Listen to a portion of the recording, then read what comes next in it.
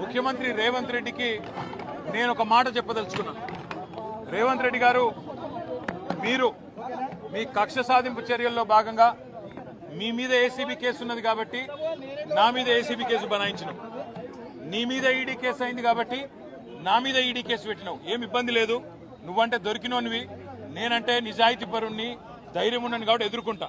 కానీ ఈ 5 కోట్లు 10 కోట్లు ప్రజాధనం ఏదైతే వృధా అవుతున్నదో ఆ 10 కోట్ల రూపాయలతో బ్రహ్మాండంగా ఇంకొక 500 మంది రైతులకు రుణమాఫీ చేయొచ్చు. ఆ 10 కోట్ల రూపాయలతో దాదాపు 2500 మంది పెద్ద మనుషులకు పెన్షన్లు ఇవ్వచ్చు.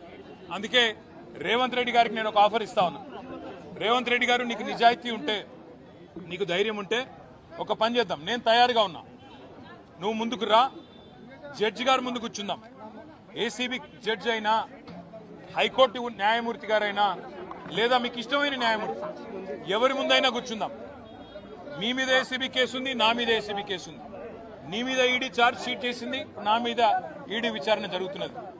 మీరు మొత్తం ఈ టీవీలు అన్నీ ఉన్నాయి కదా, మొత్తం మీడియా ఉంది కదా, లైవ్ టీవీ పెట్టండి. నేను రేవంత్ రెడ్డి గారు ఇద్దరం కూర్చుంటాం న్యాయమూర్తి ముంగట. మీరు ఏ ప్రశ్నను అడగండి కేసుకు సంబంధించి, ఆయన కేసు నా కేసు.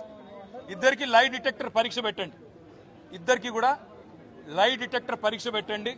మొత్తం రాష్ట్ర ప్రజలందరూ చూస్తుండగా ఒక 50 లక్షలు 20 లక్షల రూపాయలు ఒడిసిపోతుంది. లేకపోతే ఈ 10 కోట్ల రూపాయలతోని అనవసరంగా ప్రజాధనం దుర్వినియోగం అయ్యే విధంగా, ఇంతమంది ఉన్నతాధికారుల టైం వేస్ట్ అయ్యే విధంగా, ఇంతమంది మీడియా సంస్థల టైం వేస్ట్ అయ్యే విధంగా ఈ కక్ష సాధింపు విచారణ మంచిది కాదు.